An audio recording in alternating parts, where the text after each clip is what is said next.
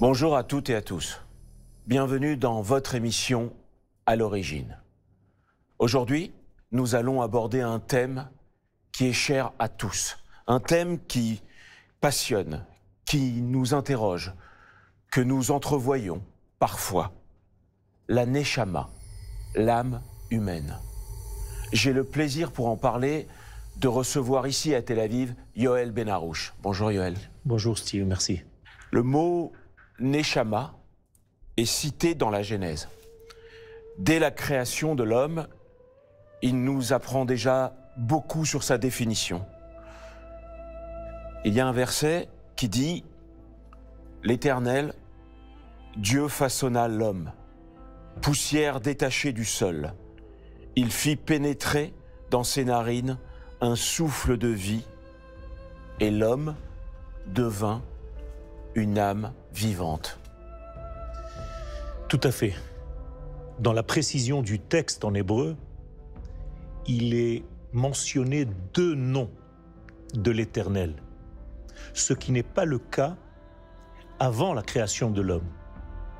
En effet, toute la création est liée au nom de Elohim, qui est relatif à la nature. Et là, nous avons un double nom, Adonai Elohim, le tétragramme qui est lié à la nature. Je dirais le transcendant qui pénètre l'immanent. Et là apparaît l'âme humaine qui va donner en réalité ce souffle divin de l'accouplement entre l'infini et le fini à l'intérieur de cet être humain qui va le rendre vivant. Et cette pénétration d'âme, entre guillemets, n'est pas un bloc qui est pris depuis le Très-Haut et qui est placé en bas. Non. C'est un écoulement. Ach betselem ithalech ish. Il s'agit d'un écoulement de lumière divine venue de l'infini, comme sur un fil qui pénètre l'homme au fur et à mesure qu'il marche dans sa vie. Ça veut dire que l'âme n'arrête pas d'arriver, toujours en gardant sa source dans l'infini, et elle pénètre l'homme selon sa vie, selon ses actions, selon ses pensées. Est-ce que la Neshama, le souffle divin, est en fait le même pour tous? Ou est-ce que chaque Neshama, donc chaque être humain, a un rôle spécifique? Alors, cette question est très importante parce qu'en réalité, nous sommes différents. Mais la lumière, elle, n'est pas différente. Il faut bien comprendre que chez l'éternité, dans l'éternité, il n'y a pas de changement. En hébreu, Ani Adonai Lo Shaniti. C'est-à-dire que le double n'existe pas. C'est tout dans l'unité parfaite, dans l'unicité parfaite. Or, lorsque cette unicité descend et, je dirais, traverse l'atmosphère de ce monde, lorsqu'elle arrive chez l'homme, elle va se manifester différemment chez chacun d'entre nous. Pourquoi? Tout simplement parce que nous sommes des prismes différents. Et donc la même lumière originelle, lorsqu'elle arrive chez l'homme, elle va prendre en réalité la forme, la puissance de ce qu'il est, de ce qu'il a développé dans sa vie. Donc il y a deux étages. L'étage qui ne change pas, qui est immuable, qui est invariable, et l'étage, deuxième étage, celui de l'homme, qui va en réalité percevoir et, j'allais dire, refléter cette lumière unique à sa manière à lui. Le souffle offre à l'homme la parole. Qu'est-ce que cela implique? La parole, c'est l'élément le plus représentatif du divin. Il ne faut pas oublier que le monde a été créé par la parole divine. Et c'est cette parole qui a été offerte à l'homme. Néanmoins, toute chose dans ce monde a une âme, a une neshama, a sa force de vie, sa puissance de vie sans laquelle elle n'existerait pas. Oui, mais ça, c'est seulement dans le judaïsme? Non. Dans tous les éléments de ce monde, que ce soit dans le minéral, dans les végétaux, dans les animaux, dans les hommes, à l'intérieur de l'être humain, et d'une manière générale dans l'univers tout entier, il y a ce qu'on appelle une neshama, c'est cette puissance divine qui gère les choses. Ce que nous voyons à l'extérieur n'est qu'en réalité une réflexion de cette lumière. Je veux dire par là que, en hébreu, le mot neshama se divise en deux. Nun, shama. Il y a là-bas, shama, la lettre nun. Or, la lettre nun est en valeur numérique 50. C'est-à-dire que la neshama est liée au chiffre 50 qui, par nature, est au-delà de la nature. La nature, dans le judaïsme, et d'une manière générale, est liée au chiffre 7. Or, 7 fois 7, c'est encore la nature. Au-delà, on est déjà dans le 50. On n'est plus dans le 49. La neshama, c'est le chiffre 50 qui se dit en hébreu d'ailleurs mi. Même yud. Le même, encore une fois, 40, le yud 10, c'est l'identité, mi.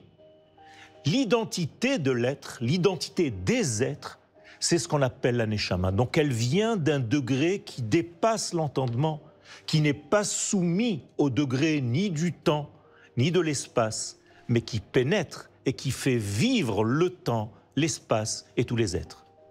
Donc, selon vous, tout a une âme, une plante, un animal, et ce n'est pas seulement dans le judaïsme, c'est de façon universelle. C'est d'une manière tellement universelle qu'en réalité, c'est la vie.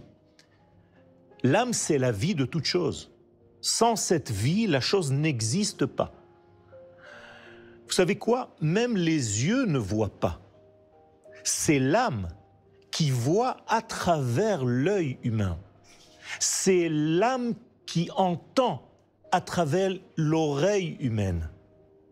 Je ne peux pas sentir, c'est l'âme qui sent, c'est l'âme qui parle. Mon verbe est en réalité un habillage de cette neshama, de cette âme, dans cette structure que j'ai en tant qu'homme.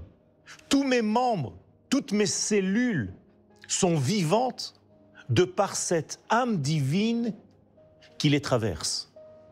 Et quand je dis que cette âme divine les traverse, je parle d'un mouvement qui est toujours du haut vers le bas.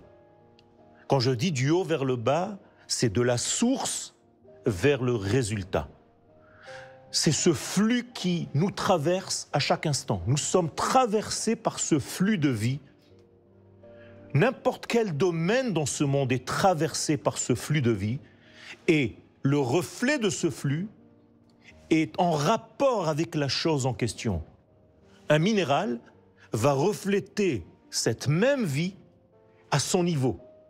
Un animal avec une animation et l'homme avec sa parole. Est-ce que, selon vous, de ressentir qu'on a une âme peut faire partie d'une forme de croyance? Je dirais qu'il y a une certitude, car la croyance est un mot qui n'existe pas réellement dans le judaïsme. La émouna, la foi, n'est pas traduite en tant que telle. La véritable traduction de émouna, c'est le fait de certifier. C'est-à-dire que je certifie le donneur de la vie du fait que je sois vivant. Ça veut dire que pour être plus, pragmatique, on pourrait se dire qu'une fois que la compréhension s'arrête complètement, il y a soit la foi, soit pas la foi. La compréhension vient en deuxième degré. Je suis d'abord vivant. Oui. Je vis par cet être. Cette âme me fait vivre. C'est le divin qui est en moi. Et en deuxième degré, je peux commencer à étudier le phénomène. Je vis d'abord et j'étudie le phénomène après. Ce n'est pas parce que j'ai compris la chose que la chose existe. Elle existe d'abord, et puis après j'ai le devoir de l'étudier. Donc, on peut penser que d'avoir la certitude d'avoir une âme, ça peut, dans son quotidien, se travailler à ce qu'elle puisse rester pure, à ce qu'elle puisse ressembler à ses actes, à ses actions, à ce que ce souffle divin qu'est l'âme nous donne la possibilité de choisir, de ne pas être limité. Tout à fait. Ce que tu viens de dire est en réalité le devoir d'être fidèle au degré que cette âme représente. Et plus je me rapproche en fidélité à ce que cette âme est, plus je suis moi-même. Et en réalité, c'est tout l'ordre, entre guillemets, l'ordre que l'Éternel donne à Abraham. Deviens qui tu es. Va vers toi, lech lecha. Durant toute notre vie, on ne fait que ça. On va vers soi, on se retrouve de plus en plus pour être fidèle, cohérent à notre identité de base, à cette entité primordiale que nous sommes. C'est aussi ce que peut impliquer le fait de mettre les téphilines le matin, c'est-à-dire pour les hommes, d'avoir ce boîtier de prière et ces lanières au jour de la semaine et ce boîtier sur la tête pour être cohérent entre ce qu'on ressent, ce qu'on pense et ce qu'on fait. Tout à fait. Le monde de la pensée, avec les 4 boîtiers qui ne font qu'un, car il y a là aussi, dans cette diffusion de lumière, une hiérarchie. On en parlera peut-être tout à l'heure. Elle pénètre par la fontanelle. Les téphilines sont placées à cette place-là. Et puis, il y a une continuité vers le monde de l'action, qui est le monde des mains, le monde qui va actionner cette pensée. Et donc, il y a un lien. Et d'ailleurs, on n'a pas le droit de parler entre la mise des téphilines de la main et la mise des téphilines de la tête pour ne pas qu'il y ait un écart entre ce que je pense et ce que je fais, pour être dans une cohésion, dans une fidélité la plus parfaite. Et les téphilines, en français phylactère, ça ne veut pas dire grand-chose. En hébreu, veut dire un lien. Je garde et je maintiens le lien avec cette force infinie pour qu'elle me traverse de plus en plus, que je sois traversé par ce divin pour être le plus divin sur terre. Et ce silence, ça pourrait être une forme d'écoute de son âme? C'est un élément primordial. Je travaille sur ce sujet précisément au moment où nous sommes en train de parler. J'ai la conviction que le véritable langage se cache dans le silence. Dans le blanc qui se trouve entre les lettres. C'est là, en réalité, qu'il faut savoir être à l'écoute. Ce blanc, ce silence, ce vide, cet espace est rempli de tension d'amour. Et c'est ce qui fait le lien entre 2 êtres ou entre 2 lettres. C'est exactement pareil. En réalité, les lettres de l'alphabet hébraïque, ce sont des peintures d'une partie de ce blanc. Tout est blanc. Et je peins de temps en temps une petite robe noire qui me donne une forme de diffusion, car la lettre me montre la manière dont la lumière se diffuse sous la forme de la lettre. Donc vous voyez qu'il y a ici un secret. Et d'ailleurs, le mot « lettre » en hébreu se dit « amener »,« acheminer vers »,« ata »,« venir »,« faire venir la lumière ». Donc les lettres sont des véhicules de feu. Ce sont des véhicules de lumière. Et si j'arrive à pénétrer le texte, je ne lis pas seulement les lettres, je dois étudier et lire le blanc entre les lettres. On parle de silence, on parle de souffle divin, on parle d'espace entre les lettres, on parle de regard. Est-ce que, selon vous, il existe des rencontres d'âmes? Tout à fait. Il y a des résonances. C'est comme une émission radio. Si tu te trouves sur telle onde, et moi je me trouve à une distance de milliers de kilomètres de toi, mais je me branche sur la même onde, on va écouter la même émission. Et c'est en réalité l'émission de toi que tu devrais entendre.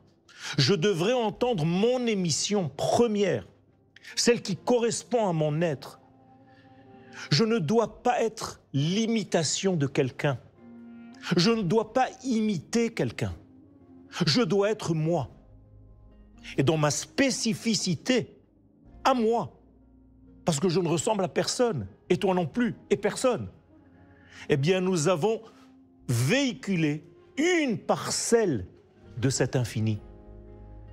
Donc, la somme de ce que toi tu auras fait dans ta vie, et moi, et elle, et lui, c'est en réalité toute cette puissance-là. Et il y a entre les êtres donc une tension d'amour qui est beaucoup plus forte, j'allais dire, que cette tension qui est chez toi ou chez moi. La véritable force se trouve dans l'espace entre tous les deux. La Kabbale définit 5 niveaux de l'âme. Est-ce que simplement, le plus simplement pour que ce soit accessible, tu pourrais nous expliquer lesquels? Les 5 degrés de la Neshama sont du bas vers le haut. Le Nefesh, qui s'habille dans le sang, c'est-à-dire dans l'être humain, qui est véhiculé par le sang, réellement, par les veines. Deuxième degré, plus haut, Ruach, le souffle, qui s'habille dans les sentiments, dans le cœur. Et ça, c'est le côté donc du ressenti de l'homme. Le troisième niveau, qui s'appelle Neshama, s'habille dans le cerveau de l'homme. Et il y a encore 2 autres niveaux, Chaya et Yechida, qui en réalité ne sont pas habillés dans le corps, car elles sont très grandes. Et la Kabbalah les appelle une lumière qui nous entoure et qui nous protège. Or Makif, une lumière entourante. Donc 3 degrés de l'âme sont à l'intérieur de l'être, 2 degrés de l'âme sont autour de l'être pour le préserver. Donc il y a une graduation parce que cette lumière est tellement grande que pour rentrer dans l'être humain, elle doit elle aussi rentrer par phase. Et d'ailleurs, dans les livres secrets, on ne reçoit pas la totalité de l'âme. Comme je l'ai dit au départ, elle circule au fur et à mesure de notre vie. Et donc, elle évolue durant notre vie. Et si mes actions, mes pensées, mes paroles sont adéquates, eh bien, je reçois un plus grand flux d'âme. Et j'élargis ma capacité à être un passeur de lumière. Nous sommes des passeurs de lumière. Et chacun à son niveau, selon l'ouverture de son être, va faire passer plus ou moins cette lumière divine dans sa vie. Tu me donnes la possibilité de rebondir sur quelque chose qui est énorme. Car jusqu'à maintenant, nous avons parlé de l'âme individuelle de l'homme. Or, il existe pour un groupe d'hommes une âme collective. C'est-à-dire qu'il y a une âme collective pour le minéral, une âme collective pour le végétal, pour les animaux et pour les êtres. Israël a son âme collective. Et plus je suis relié à cette âme collective, et non seulement à mon âme individuelle, à celle qui m'a traversé, plus je peux atteindre cet élément essentiel. Avec des mots simples, en regardant l'autre, en regardant les autres, et non pas seulement moi-même, en sachant qu'il y a quelque chose qui nous dépasse tous, en se reliant à un degré du collectif Israël, qui est une âme, qui est une création divine, eh bien, je vis avec une intensité beaucoup plus grande. Ou bien je vis avec mon âme personnelle, individuelle, et je vis. Je dirais je vivote. Ou bien je m'ouvre tellement que je vis au rythme de ma nation tout entière. Et là, je suis traversé par l'âme collective du peuple d'Israël. Et la totalité de la vie me traverse. Je deviens de plus en plus vivant, dans le véritable sens du mot vivre. Vivre, ce n'est pas marcher dans la rue, c'est être traversé par ce flux de l'infini. S'ouvrir, vivre, vivre pleinement, vivre de toute son âme, ça voudrait dire quoi? Ça voudrait dire accepter qui on est, le travailler constamment et chercher un vrai sens à sa vie en connexion avec son âme? Oui, mais encore plus que cela, essayer de ne pas limiter cette chose-là. Je vais le traduire par un seul mot. Vivre, c'est vouloir. Lorsque tu ne veux plus, tu ne vis plus. Or, il y a quelque chose d'incroyable. Ce n'est pas de l'orgueil ou de l'insatisfaction. Au contraire, je veux être traversé par le tout parce que je veux tout. Pas pour moi. Pour traverser et pour transmettre ce tout à la vie qui est autour de moi.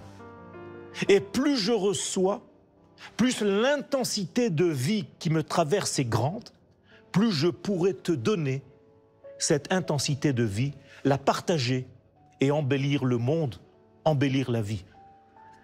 Un kabbaliste, c'est un homme qui veut tout, parce qu'il veut partager tout. On dit, les maîtres chassidiques, donc les grands penseurs, les grands rabbins disent en fait qu'il y a deux âmes. L'âme spirituelle et l'âme animale. Certains pourraient appeler ça l'instinct. Comment peut-on dissocier ces deux parts de nous quand elles existent? Et si elles existent pour tout le monde? Alors, le mot dissocier n'est pas correct. Il faut différencier les choses. La différence est importante, mais découper 2 degrés, c'est mourir. C'est comme à la sortie de Shabbat. La Havdalah n'est pas une séparation entre le Shabbat et les jours profanes. C'est une différenciation. En hébreu, les Havdil. Or, cette âme animale, c'est tout simplement la même âme divine qui est rentrée à 1 degré plus bas pour s'habiller dans l'être humain que nous sommes. Et l'âme divine, c'est celle qui est toujours reliée à sa source première. Moralité, c'est une seule et même âme qui, 1 degré, dont 1 degré est à l'intérieur du corps, et un autre degré cherche toujours à garder sa matrice infinie. Et ce voyage entre ces 2 âmes, c'est la fameuse échelle de Jacob. Une échelle sur laquelle je dois monter sans cesse pour aller voir ce qui se passe à la source de ma vie et redescendre pour traduire cette source de vie dans mon degré animal. En hébreu, le mot animal, behema, nefesh behemit, l'âme behema. C'est l'âme qui a la capacité de rentrer dans le monde binaire. C'est un grand secret. L'âme primordiale est dans un monde unitaire. L'âme qui descend et s'habille dans notre corps est capable de pénétrer dans le binaire dans lequel nous sommes. Nous sommes dans un monde où tout est au pluriel. C'est un monde de détails, dont le plus petit chiffre, c'est le 2. Ça veut dire qu'on ne peut pas gérer ce monde sans la notion de temps, d'espace et d'être. Or, remarque bien que le temps en hébreu, comme dans toutes les langues, est toujours la seconde, la deuxième. Ça veut dire que la notion de temps, en hébreu shnia, second en anglais, seconde, segundo, toujours deux, parce que le temps c'est la distance entre moi et toi. Et ça c'est une grande force de savoir que l'unité divine, lorsqu'elle descend dans ce monde, immédiatement il y a un prisme qui se dédouble et qui peut fonctionner chez l'un comme chez l'autre. On a reçu une Torah et dès qu'elle descend, il y a déjà deux tables. Le un s'habille dans le deux, l'unité s'habille dans le pluriel. Il y a une question que tout le monde se pose. Quand on termine sa vie physique, que devient l'âme? L'âme est immuable, est invariable. Elle n'est même pas liée à la notion de temps. Je l'ai dit tout à l'heure, Nun, le chiffre 50, est au-delà du temps. Et donc lorsqu'on parle de l'âme, elle est là. Lorsque le corps est là, elle utilise ce corps. Lorsque le corps n'est plus là, eh bien l'âme reste. Et donc elle est éternelle. Et elle peut se réincarner dans un nouveau corps, dans un autre corps qui va continuer le travail que l'âme n'a pas terminé avec le premier corps. Ce qui fait qu'en réalité, on peut avoir une centaine de corps pour la même âme. On est revenu plusieurs fois dans ce monde, réincarné dans des corps différents pour le même travail, pour la seule et unique âme qui correspond à notre nature. Et un jour arrivera où tous les gens qui ont œuvré pour la même Neshama vont se rencontrer. Et chacun saura la parcelle qu'il a corrigée, qu'il aura corrigée dans sa vie. Et donc en réalité, cette Neshama reste éternelle. On a une notion que je n'aime pas en français qui s'appelle le monde futur. En réalité, ce n'est pas la traduction exacte, c'est le monde qui vient. Cette Neshama n'est pas au futur, ni au passé, elle est tout le temps. Elle est au présent. Cette Neshama, c'est un monde secret qui est à l'intérieur de nous, qui est invisible, mais qui nous fait vivre à chaque instant. Le fait que je sois là en train de parler, le fait que je sois vivant, c'est la preuve de cette existence d'âme qui me traverse à chaque instant. Et donc elle est au présent, elle est toujours là. Et même lorsque le corps n'est plus, elle reste infinie.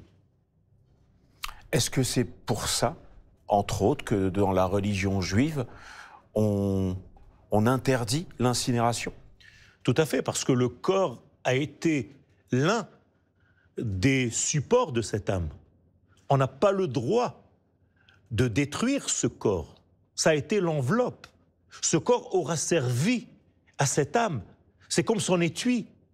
Détruire cet étui, c'est empêcher un jour l'âme de revenir dans ce corps. Et donc on doit préserver ce corps.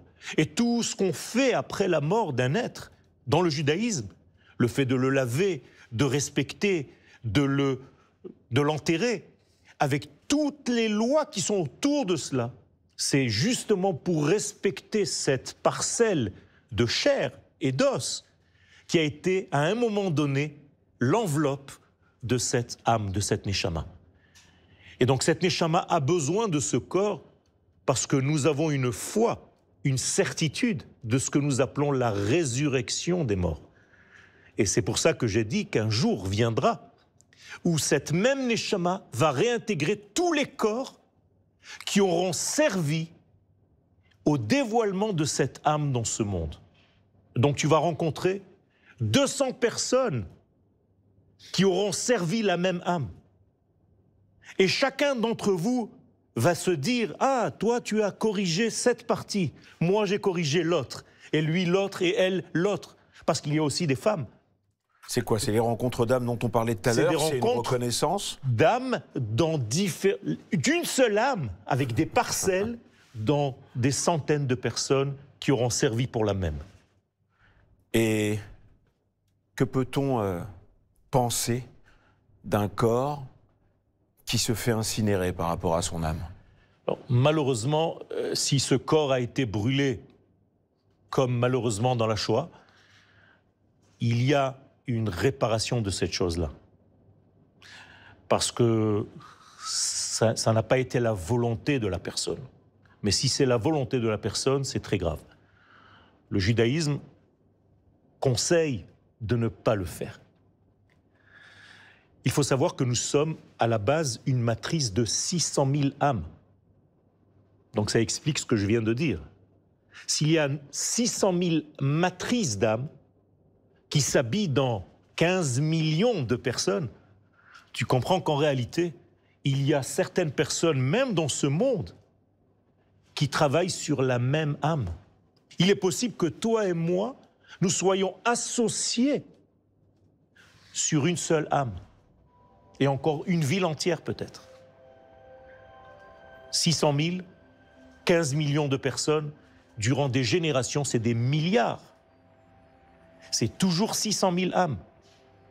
Donc en réalité, l'âme se subdivise en différents degrés et va pénétrer chacun d'entre nous avec une exactitude, avec une résolution incroyable.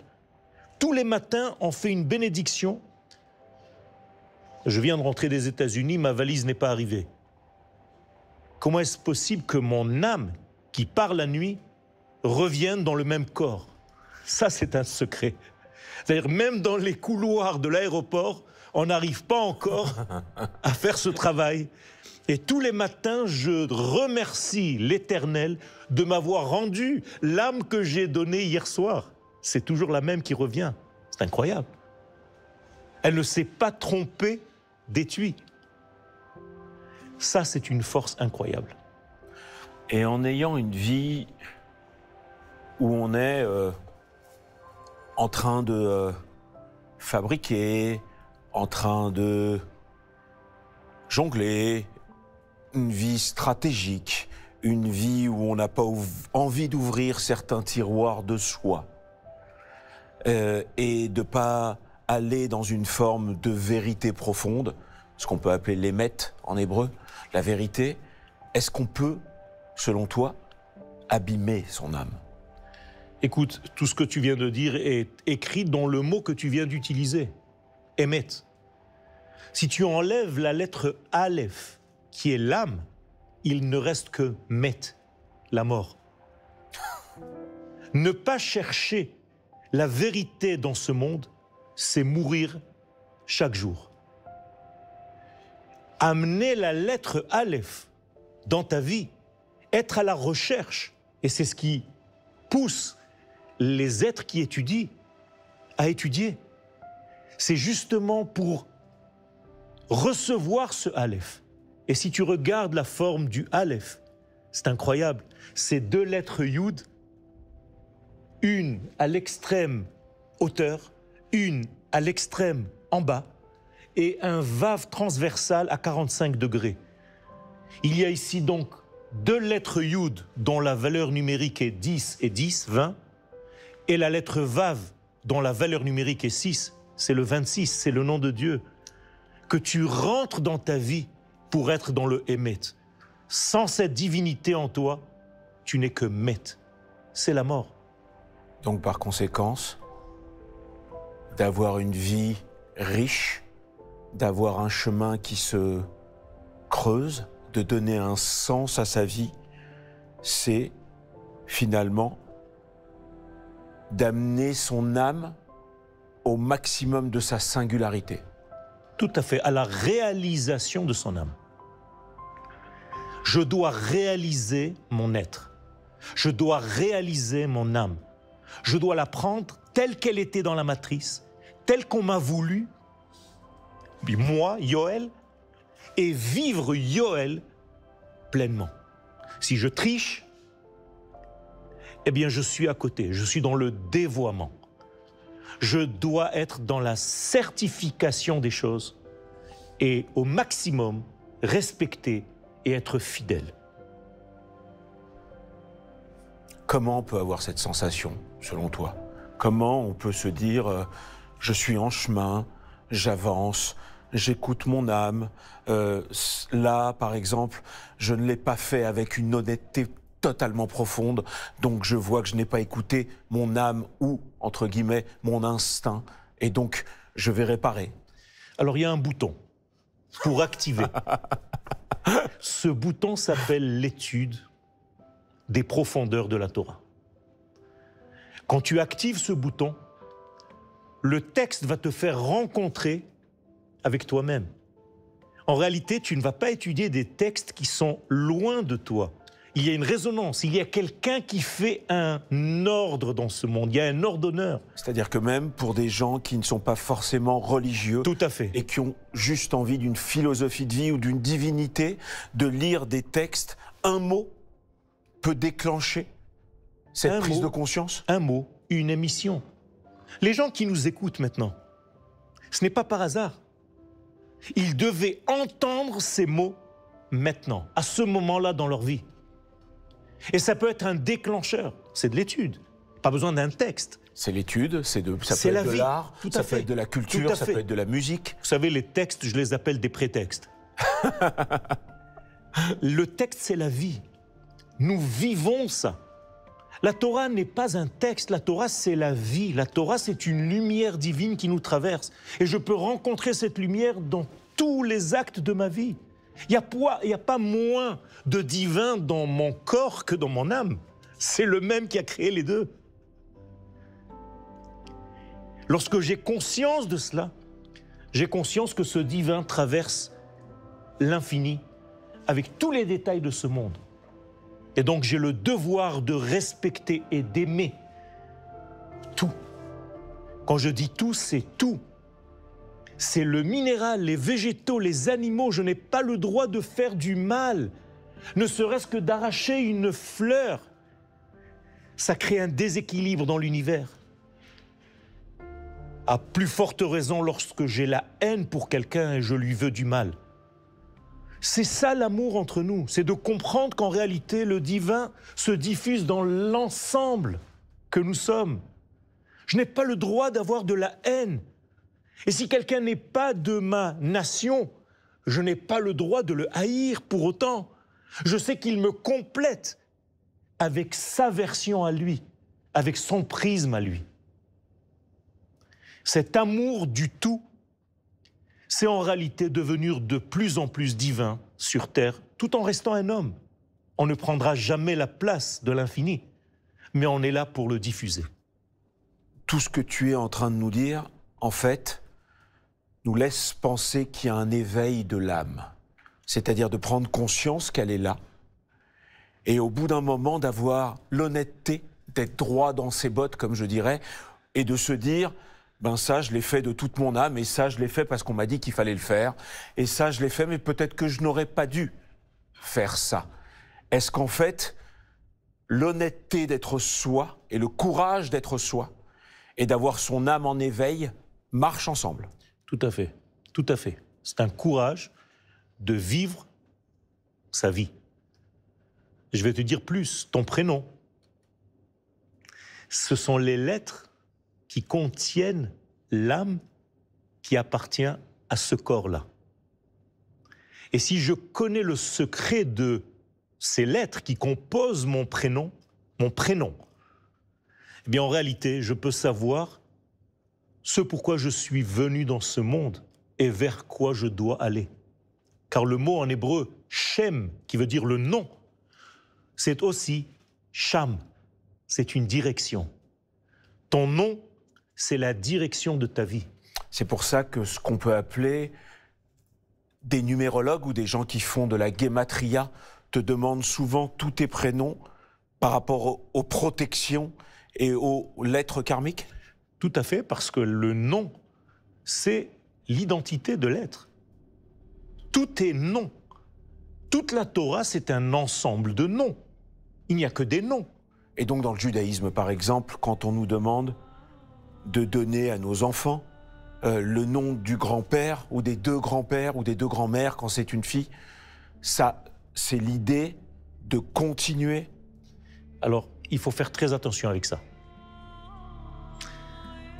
Donner le nom de quelqu'un, c'est quelque part donner une responsabilité au nouveau-né et lui donner quelque chose qui vient du passé. Oui, mais est-ce qu'identitairement, ça voudrait dire lui donner, parce qu'on lui donne son prénom, une partie de son âme? Oui, oui.